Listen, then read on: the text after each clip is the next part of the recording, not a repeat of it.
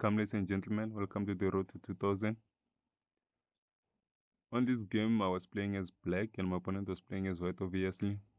On this game, my opponent started with pawn to e4, the king's pawn opening. Then I responded with the Sicilian defense. Then my opponent played knight to f3, the king's knight variation. Then I played the old Sicilian defense with knight to c6. Then my opponent played bishop to c4, the Italian game. Then I played pawn to e5, which is an inaccuracy. The best move here was probably to play pawn to e6, continuing with the Sicilian defense. But I played pawn to e5. Then my opponent responded with pawn to d3, opening up their bishop. Then I played bishop to e7 because I saw the idea, or I saw what my opponent was trying to do. Was trying to bring the knight to g5. So the answer I played bishop to e7. But even though my opponent could have still played this move to knight to g5, which is a brilliant move, because after I capture, the queen can play to h5, threatening a checkmate, and also it's kind of a fork, I can say that, threatening a checkmate and also capturing the bishop. So that's why that knight move was a brilliant move. But my opponent obviously didn't see that. Not obviously, but my opponent didn't see that. Hence they played pawn to h3. Then I played knight to f6. Then my opponent played pawn to c3. Then I castled the king side. Then my opponent played bishop to e3, which is a mistake because this does nothing. It's just putting the bishop in the center. The bishop is not threatening anything, hence it's a mistake. Then I played pawn to d5, opening up my white squared bishop and also attacking the white squared bishop in the process. Then my opponent captures, then I capture with the knight. Then there was that exchange there. Then my opponent played pawn to c4. Then I took my queen back to the original spot on d8.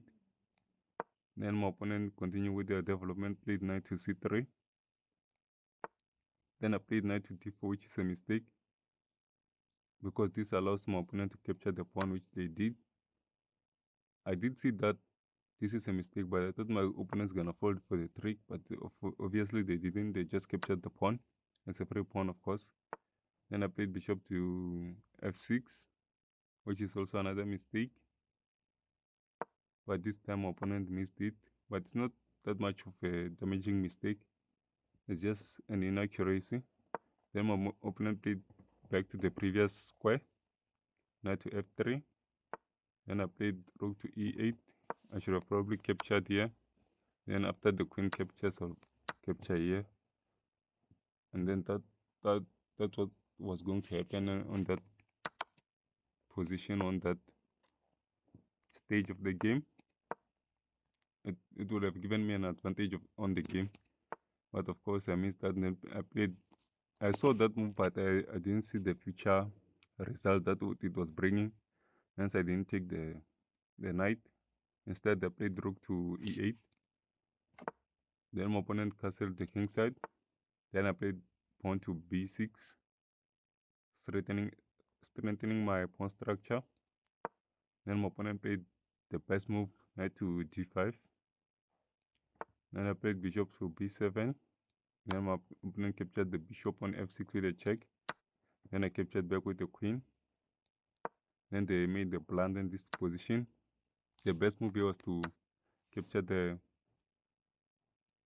the knight, because this will I'll probably capture with the pawn here, of course. Then they will move the knight. They won't capture here, of course. Maybe move the knight somewhere or leave the knight there. Doesn't really matter. Play another move. So, but my opponent made the blunder. I guess in this stage of the game, the second thought, hence they played bishop to g5, which is a blunder. And then I captured the knight first, because I can't capture the bishop, is protected, so I had to capture with the check move. But the best move here for white was to capture with the queen, because after I capture with my bishop, they can also capture here. But I was still winning in this position because it was my move. Then I will probably play. I won't probably. I'll play move to. I'll play bishop to e2, attacking the rook. Then after the rook moves in the center, it's a blind. I guess I don't know why it's best move in this position. I don't know. Maybe moving. I think the best move was to move the rook maybe somewhere, not that part of the game. And maybe that's also a blunder. So I don't really know. Let's continue. Of course, that didn't happen, so I'm not gonna dwell in much into that. After I captured them, opponent captured back with a pawn. Then I captured the free bishop there. Then after the king moved with it was check. Of course, the king has to move. Of course, the king can't go to the corner because going to the corner is still the best move. Don't know why, but also the move to the move to h2 is the best move, of course. Then I played queen to f4 with a check.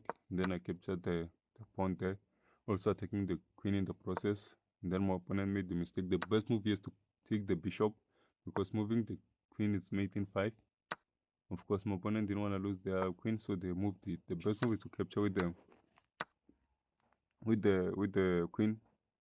White is losing, but this prolongs the game and we can have future mistake. I can make a mistake and white will have an advantage. So that's the best move was for queen to capture, but the queen moved. Then I just played queen to d6, which is an inaccuracy. The best move was to play queen to f6. Then my opponent will play queen to h6, which this stops this checkmate process here because we have to capture. And this also is still over. The game is still over, but this also prolongs the game. So from there, the game was over. The white just resign in this position because it's made into after here. I just capture back. Then the king has to move. That's the only square, and there's checkmate. So that's how the game would have played out if the game continued from there. So that's how I played this game.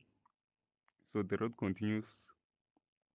Thank you for watching. Please hit that notification bell for the next time I drop another video, and like, comment, and share.